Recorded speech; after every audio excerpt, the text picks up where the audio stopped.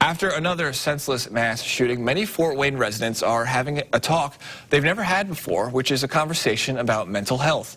Fox 55's Brianna Dahlquist reports how mental health experts say you can treat some of those concerns. Americans woke up to yet another mass shooting this morning, many of them probably wondering why.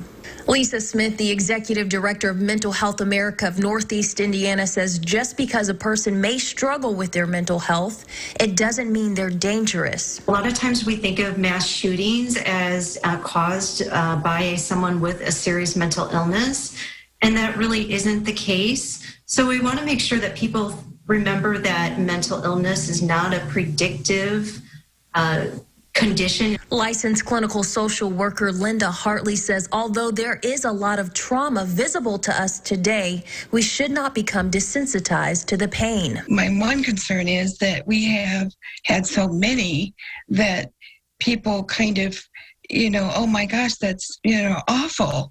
And then they kind of push it aside. Smith says we have to take inventory of what we're experiencing while living through a global pandemic. We want to make sure that we're really aware of how we're feeling. What's our emotions tied to the shooting? Therapist Sharon Miley with LifeWorks Counseling says putting things into perspective is key.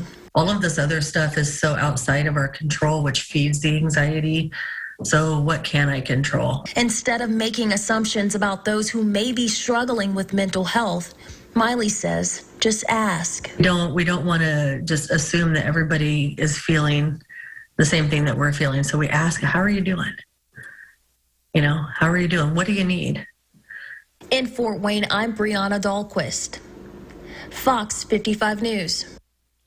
If you or someone you know is dealing with a mental health crisis or needs to talk to someone to talk some things through, you're encouraged to text the crisis text line at 678-678. Once again, that number is 678-678.